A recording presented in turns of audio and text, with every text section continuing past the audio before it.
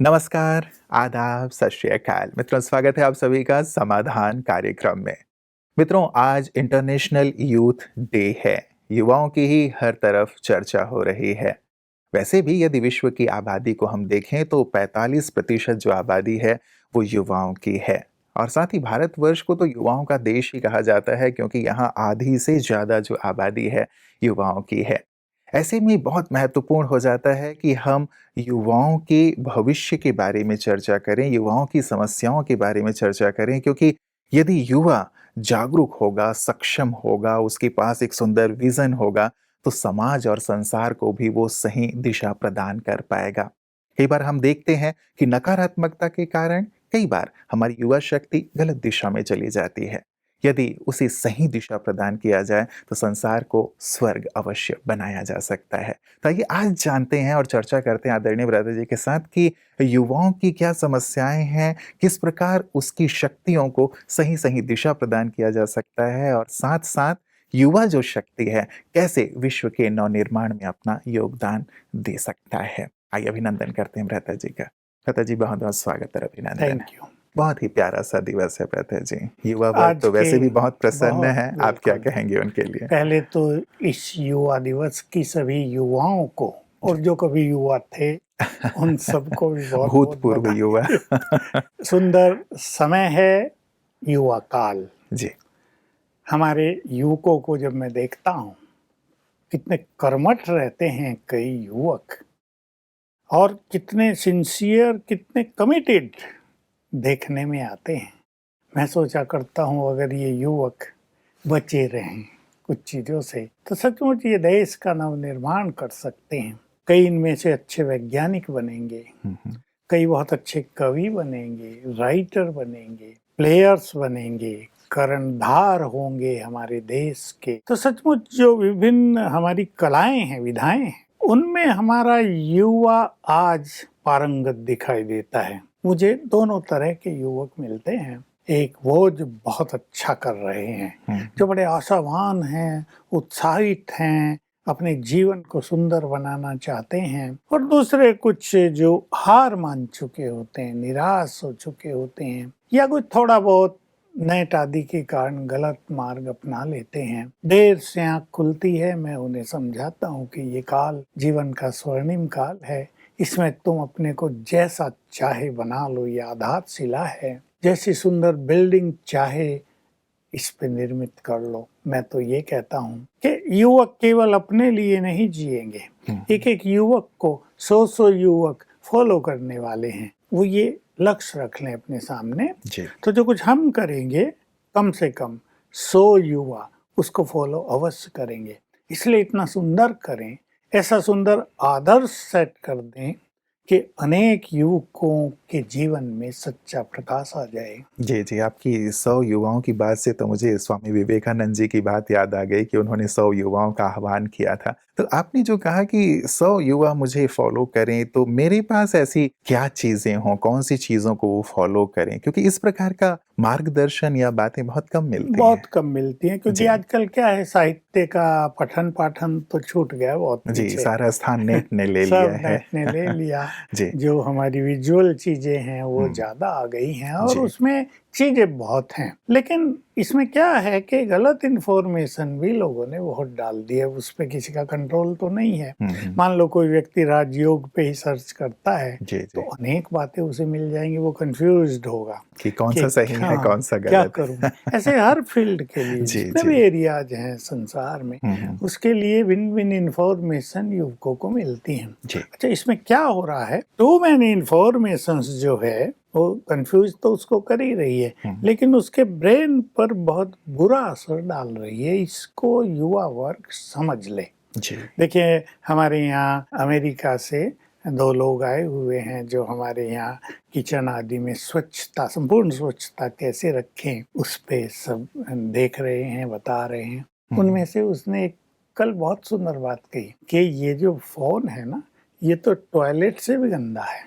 तो अगर आप फोन पे बात करेंगे भोजन बनाते तो ये डर्टी चीज है। बिल्कुल नहीं, हमें भी ये बात बहुत पसंद है। लोग तो जी। रेडिएशन की बात करते हैं पर उसमें बैक्टीरिया पैदा होते हैं, पीछे कवर रखते हैं ना, उसको जी कोई जी साफ जी तो करता नहीं। बिल्कुल। बहुत चीजें विज्ञान की हमारे लिए वरदान बन के तो आई हैं, लेकिन उसका थोड़ा बुरा इफेक्ट भी हमारे युवा वर्ग पर हो रहा है। एक तो उससे बचेंगे। जी। महान विचार बनाने चाहिए अपने। महान विचार बहुत जरूरी हैं, जिससे हमारी पर्सनालिटी चमकती है और बहुत जल्दी कहीं अट्रैक्ट होकर इमोशनली, जैसे अपने को, अपनी भावनाओं को बिगाड़ नहीं लेना चाहिए। ये युवा वर्ग को बहुत इसमें वाइज बनकर, समझदार बनकर कार्य करना है। नहीं तो क्या होता है, फिर वो कहीं ना कहीं फंस जाते हैं, फिर उनके माइंड पे बुरा असर आता है, फिर वो उसको दूर करने के लिए व्यसन ले लेते हैं। नींद ही नहीं आ रही तो क्या करें, कुछ ले लें, और एक गलत मार्ग पूरे का पूरा तैयार हो जाता है उनके लिए। जी जी तो इससे बचना है सभी युवकों को।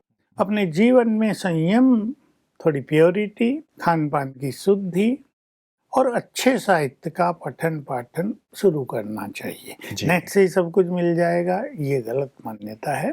इन कुछ चीजों को लेकर चलेंगे तो बहुत अच्छा होगा। अपनी शक्तियों को वेस्ट भी न होने दें, ये बहुत इम्पोर्टेंट चीज है। क्योंकि कुछ चीज ऐसी हैं युवा वर्ग के लिए जिससे कोई कहता नहीं है, लेकिन मैं चाहता हूँ कम से कम हम तो कहें। जी तो जी युवकों को एक लाइट मिले, एक रास्ता मिले और वो उन बुराइयों से बचें। बिल्कुल। और वैसे भी जो अच्छी चीज़ें हैं वो उन हाँ, तक पहुँचनी ही चाहिए, पहुंचनी क्योंकि जब तक चाहिए। अच्छी बातें नहीं की जाएँगी तब तक वो जीवन में कैसे आएँगी। नेट की बात आपने कही व्रता जी, आजकल जीवन का बिल्कुल अंग सा बन गया है। इसी वरदान कैसे बनाया जाए, क्योंकि कई बार ये श्राप का, अभिशाप का भी रूप ले लेता है, क्या कहेंगे? क्योंकि जीवन का पूरी तरह से सुबह से लेके रात तक बिल्कुल यदि युवाओं के जीवन को देखें तो बिल्कुल जुड़ अभिनंग गए। बन गया है। कोई भी युवा बिना लैपटॉप के तो दिखाई देता ही जी, नहीं जी, है। और मोबाइल तो हर एक के हाथ में है। मोबाइल तो है ही। जी। इसमें मैं जो कह रहा था उसको जोड़ दूं। अगर हम इंटरनेट का ज्यादा उस गलत साइट पे जाके प्रयोग करते हैं, यूट्यूब आदि पे, तो उससे हमारी जो गलत भावनाएं हैं ना अंदर में, वो जागृत होते हैं। वासनाएं, वो जागृत हो जाती हैं। और हुँ। उसको कंट्रोल करना तो युवकों के बस की बात नहीं, वो उनको बिल्कुल नहीं आता है। जी। वो काल भी ऐसा, शक्तियां शरीर में ज्यादा बनती हैं, वो कहीं कहीं विस्फोटक रूप ले लेती हैं। उससे कई युवक गलत मार्ग पे जाते हैं। उसका समाधान राजयोग में है। अगर हम कांटेक्ट अपना ऑलमाइटी से कर देते हैं ऊपर, बड़ी सूक्ष्म बात है, तो हमारी वो जो फिजिकल एनर्जी है बॉडी की, वो ऊर्ध्वगामी होती है। इट गोज अपसाइड, राइजिज अपसाइड, जी। और वो सूक्ष्म एनर्जी में बदल जाती है। और वो एनर्जी मनुष्य के ब्रेन को बड़ी ताकत देती है, डिविनाइज कर देती है, बहुत ही एम्पावर कर देती है ब्रेन को। और तब एक युवक बहुत अच्छे कार्य कर सकता है। एक तो इस चीज पे बहुत ध्यान देना नेट के संबंध में। जी। जो भी अच्छी चीजें आती हैं, एक व्यक्ति को, चाहे वो युवा हो या बड़ा हो, थोड़ा सा देख लेना चाहिए कि जो कुछ वहाँ आ रहा है, हर व्यक्ति में बिलीव नहीं करेंगे, हर बात में बिलीव नहीं करें। कोई कुछ कह रहा है, कोई कुछ कह रहा है, जिससे हमें अच्छा लगता है, कंफ्यूज भी ना हो। अब ये डिस्क्रिमिनेट करना ये भी सबके बड़ी बस की बात बात नहीं है, जी। लेकिन फिर भी थोड़ा ध्यान रखेंगे। बहुत सारी बातों को जैसे फेक न्यूज करके फेंक देते हैं ना, ऐसे ही ये सब बेकार है, इस पे हमें ध्यान नहीं देना है। जी, जी। तो और दूसरी चीज है, इससे टू मैनी इन्फॉर्मेशन से बुद्धि की शक्तियां जो है बट गई, इससे उनकी एकाग्रता नष्ट होती है। इसका बहुत ध्यान रखना है। तो जो युवक हैं, जो स्टूडेंट हैं अभी, उनकी स्टडी पर इसका बहुत बुरा असर आ रहा है। एकाग्रता होती नहीं, अभी न जाने ब्रेन में क्या क्या भर गया है। मैं इस सारे संसार को, मेडिकल साइंटिस्ट को, डॉक्टर्स को एक बात कहना चाहता हूँ, शायद उनको इस चीज का की अवेयरनेस नहीं है। मनुष्य का मन इस समय काफी वीक है।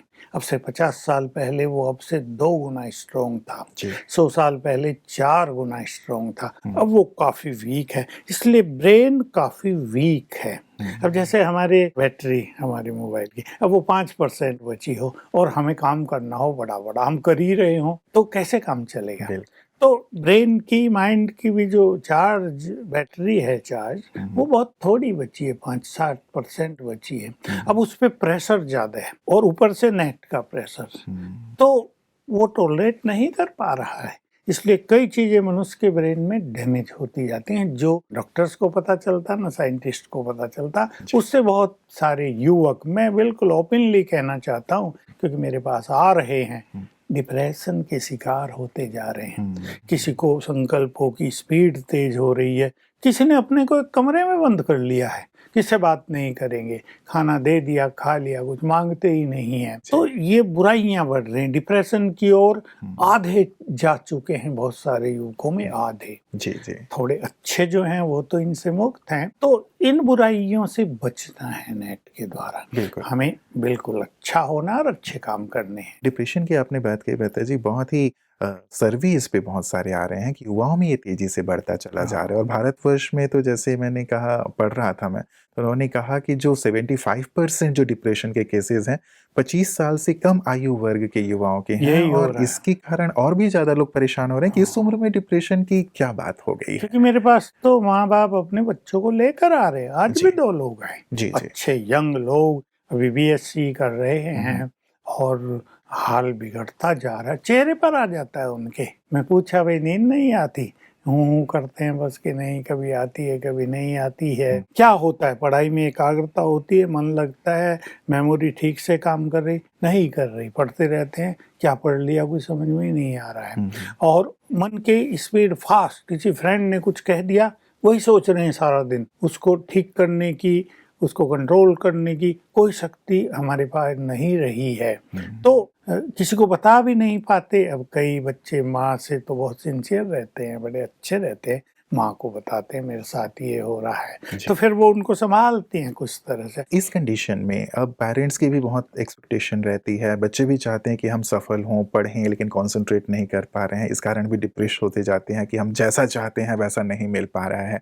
क्या लगता है आपको? एक तो आपने कारण बता दिया कि नेट या बाहरी चीज़ों को यूज़ ना करें, लेकिन अब रेमेडी क्या है? हाँ देखिए, मैंने कारण तो बता दिया असली कि ब्रेन की पावर, माइंड की पावर ही वीक पड़ गई है। जी जी। तो इन सब का कारण समय का इफेक्ट भी है, लेकिन ब्रेन पर प्रेशर ज्यादा होना। कभी कभी माँ बाप क्या सोचते हैं, बच्चा अब सेकंड क्लास है, एवरेज उसके बिलो 60 आते हैं, अब वो सोचते हैं इसको तो पढ़ा लिखा के मुझे ये बना देना है, वो बना देना है। अब वो प्रेशर, पैसा बहुत खर्च कर रहे हैं बच्चों पे, उसको वो कहीं ना कहीं एकोमोडेट नहीं कर पाते हैं। ये एक बड़ा कारण बनता है। लेकिन इनके डिप्रेशन का एक बड़ा कारण और भी है। मेरी बात सुन के युवक हंसेंगे और शायद उस बात को स्वीकार नहीं करते, पर 2-4 साल में ही कर लेते हैं। ये जो लव मैरिजेज हो रही है ना, या जो आपस में अफेयर्स और बहुत ज्यादा अब तो प्यार बॉयफ्रेंड और गर्लफ्रेंड का कल्चर सा हो गया है। गर्लफ्रेंड और हम ही साथ रहेंगे, आजीवन साथ निभाएंगे, और कहीं कहीं कंपेल कर देती हैं लड़कियां भी, कहीं लड़के। इससे डिप्रेशन बहुत बढ़ रहा है। मैं तो देखता हूँ, अगर मेरे पास 100 डिप्रेशन वाले युवक आते हैं तो उनमें से 80 ऐसे ही होते हैं। उससे प्यार, खोल के बताते, उससे प्यार किया था, अब उसकी शादी हो रही है, मैं तो सुसाइड करने चला, अभी अभी की एक बात है, और मुझे उससे प्यार था, मुझे पता चला उसका तो दूसरे से प्यार है, डिप्रेस हो रहे हैं। अब ये युवा वर्ग, ये पीरियड लाइफ का ऐसा होता है जिसमें वो इमोशनल हैं, लेकिन बहुत बुद्धिमान हो, वो अपने भविष्य के बारे में ज्यादा सोच पाते हों, ऐसी विजडम युवकों के पास नहीं है। अच्छा, आजकल सिनेमा के थ्रू भी या टेलीविजन के थ्रू भी, मैगजीन्स के थ्रू भी यही चीजें आती रहती हैं, तो उनके ऊपर उसी का ज्यादा प्रभाव रहता है। वो तो सोचते हैं बस ये हम यही दोनों जीवन साथ है। रहेंगे। जी जी। और शादी करते हैं अगर माँ बाप की इच्छा से भी करते हैं, 1 साल से 1.5 साल से ज्यादा नहीं चल रही, और फिर वो इतने फ्रस्ट्रेट या कहीं डिप्रेस होते हैं कि दोनों साइड में दोनों का लाइफ बिगड़ता है, उनके परिवारों पर उसका इफेक्ट आता है। तो मैं तो कहूँगा कि युवकों को तो एक अच्छी एजुकेशन देने की जरूरत है इस बारे में, नहीं तो टोटल हमारे समाज में 50% घरों में इन केसेज के कारण बहुत अशांति, बहुत टेंशन, बाप को हार्ट अटैक, माँ बेचारी उदास रहती है, क्या स्वप्न देखे थे अपने बच्चों के लिए, मैरिड लाइफ ऐसी होगी, वो सब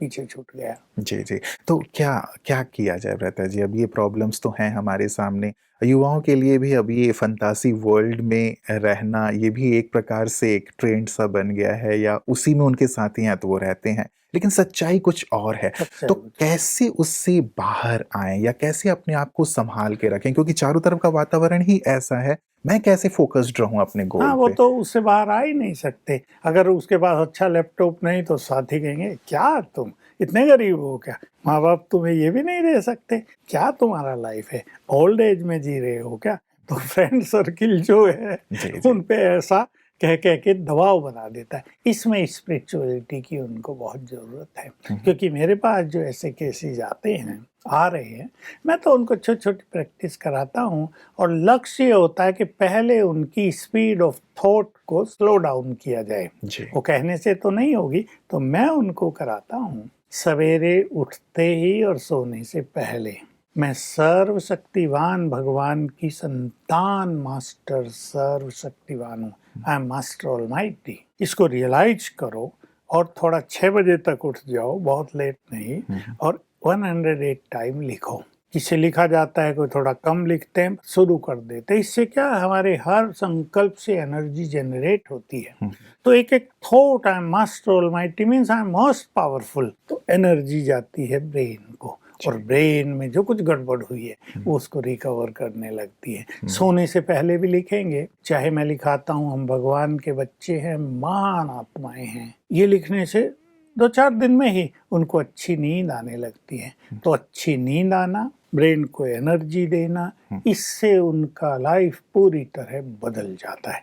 बाकी थोड़ा उनको बातचीत करके और उमंग उत्साह दिलाते हैं, लाइफ की वैल्यू समझाते हैं, हुँ, हुँ। उनको निकालते हैं ताकि मेंटली वो प्रिपेयर हो जाएं हुँ। कि ये करना है, जो तुम कर रहे हो वो थोड़ा गलत था। जी, तो जी। इससे युवक जल्दी बाहर आ जाते हैं। बिल्कुल। पेरेंट्स के लिए क्या कहेंगे भ्राता जी? पेरेंट्स भी बहुत कंसर्न्ड रहते हैं बच्चों के लिए कि बच्चे हमारे इस ढंग से करें। प्रेशर भी ना डालें लेकिन एक अच्छे दोस्त बन कर के कैसे उन्हें गाइड करें ताकि वो सही तरह से अपने गोल तक पहुँच बिल्कुल, पाएँ? इसमें बाप से भी ज़्यादा माँ का रोल मैं देखता हूँ, हुँ। क्योंकि माँ के प्रति बच्चों का प्यार भी थोड़ा ज़्यादा रहता है, जुड़े भी ज़्यादा रहते हैं। जी। कहीं-कहीं फादर भी बहुत अच्छा व्यवहार रखते हैं अपने बच्चों से। हुँ, हुँ। एक तो उन्हें डाँटे-डपटे कम, हमेशा शिक्षा ना देते रहें, ये बहुत इम्पोर्टेंट है। हुँ, हुँ। तुम्हें ये करना था, तुम क्या करने लगे? लेकिन नेगेटिव जो अप्रोच रहती है ना, उसको चेंज करेंगे, बहुत पॉजिटिव। उन्हें खुशी दिलाएँ, उन्हें उमंग उत्साह दिलाएँ, हुँ, उनके अंदर पॉजिटिविटी भरें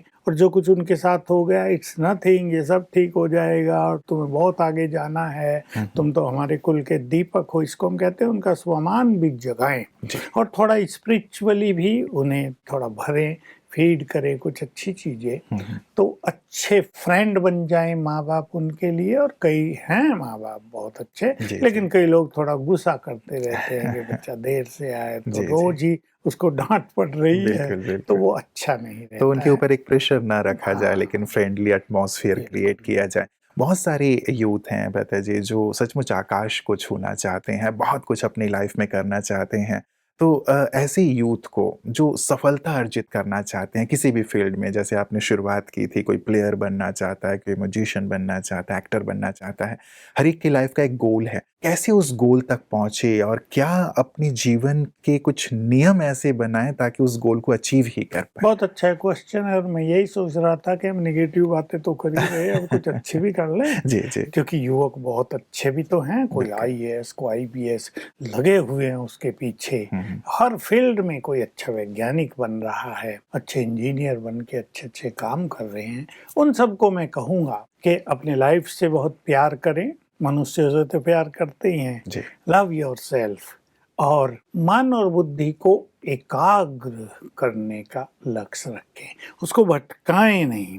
एकाग्रता बहुत इम्पोर्टेंट चीज है। तीसरी बात, हम जितना आगे बढ़ें, ईगोलेस बने, जितने हम पोलाइट होंगे, जितने हम नम्र चित्त होंगे, निसंदेह हम दिनों दिन आगे बढ़ेंगे। क्योंकि अगर ईगो हमारे अंदर बढ़ता है तो उससे हमारी सूक्ष्म शक्तियां नष्ट होती रहती हैं। मान लो एक व्यक्ति ने आईएएस कर लिया, अच्छा वो बड़ी पोस्ट पर पहुंच गया है, अब उसका वो जहाँ बड़े-बड़े काम करने हैं, वहाँ ये भी उसकी परीक्षा है कि वो बहुत ईगोलेस, बहुत पोलाइट, बहुत समाज से जुड़ा हुआ रहकर कार्य करे। जैसे बताऊँ आपको, छोटा-सा उदाहरण है, जीएसटी के एक कमिश्नर, चीफ कमिश्नर हैं, हमारे पास आते हैं। कहा कि मैं आते ही यहाँ लोगों से मिला, और उन्हें कहा अब हमसे डरो नहीं, हम आपके गुड फ्रेंड हैं, कोई भी आपकी समस्या हो आप हमारे पास आओ, आपको सुसाइड करने की जरूरत नहीं, हमसे डर के आपको भागने की जरूरत नहीं।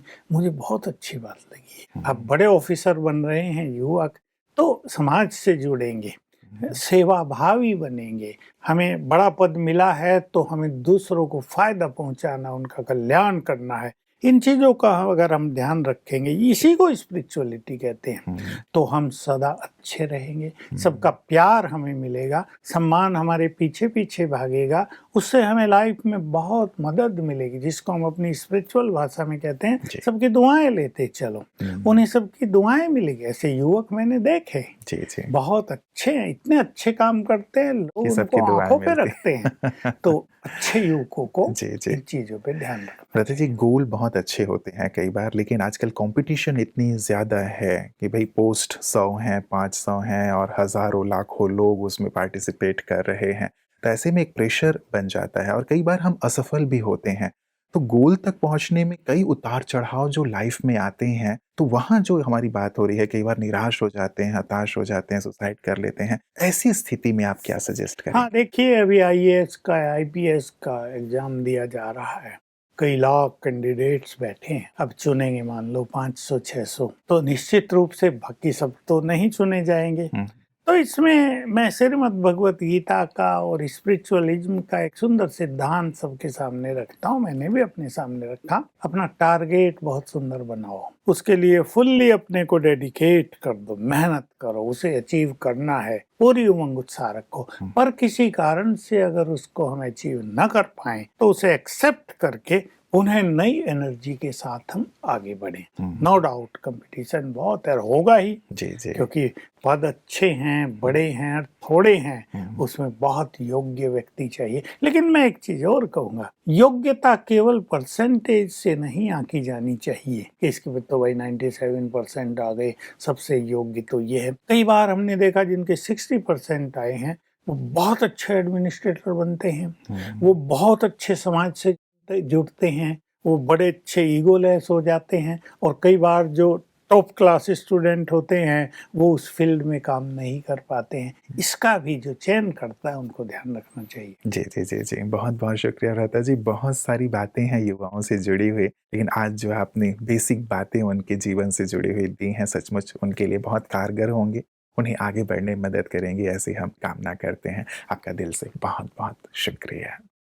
मित्रों, युवाओं का दिन है और युवाओं के लिए तो कहा जाता है कि फेंको हमारी जिंदगी को आग में, आग को भी बदल देंगे हम बाग में, सर करेंगे आखिर सब मोर्चे कि मौत को भी आ जाने दो सामने। ऐसी उमंग, उत्साह और जोश का प्रतीक है युवा। इसीलिए जब कभी हम अपने जीवन का लक्ष्य बनाते हैं, पूरी तरह से लगन के साथ लग जाएं कि अब हम इसको अचीव करके ही रहना है। बातें तो आएंगी ही जीवन में, आप किसी यात्रा पे निकलते हैं, अप एंड डाउन्स तो बहुत सारी आती हैं। हार और जीत जीवन के दो अंग हैं, दो पहलू हैं। हार हमें निराश ना कर दे, डुबा ना दे, बल्कि हमें और ज्यादा दुगने उत्साह से भर दे, हम और ज्यादा सकारात्मकता से भर जाएं कि कितने भी चैलेंजेस मेरे सामने आए, मैं अचीव करके ही रहूंगा। यदि ये जज्बा है, ये जुनून है, तो सचमुच हम हर बाधा को पार कर लेते हैं। और जो बात हमारी हो रही थी कि हम 100 लोगों के लिए कम से कम आदर्श स्थापित करें, हम सचमुच आदर्श स्थापित करेंगे ऐसे लोगों के लिए जो हार करके पीछे हट जाते हैं। पीछे हटने की कतई आवश्यकता नहीं है, आगे से आगे बढ़ते चलें। आध्यात्म भी इसमें हमारी बहुत मदद करती है। क्यों ना हम आध्यात्म के मार्ग पर भी चलते हुए अपने जीवन में आध्यात्मिकता को शामिल करके उस सकारात्मकता को, उस शीतलता को, उस सहनशीलता को और साथ साथ उस बुलंदी को जो अध्यात्म हमें देता है, उसके हम हकदार बनते चलें। तो एक बार पुनः आप सभी को इंटरनेशनल यूथ डे की ढेर सारी दुआएं और शुभकामनाएं, और ये भी शुभकामनाएं कि जो भी जीवन का आपका ध्येय है उसे आप अवश्य अर्जित करें। नमस्कार। धैर्य और दृढ़ मनोबल से कर दे तू पल भर में मुश्किलें आसान, कतनी समकरनी के पावन जल से स्वर्ग बन जाएगा सारा ये जहां। कहता है ये समाधान समाधान।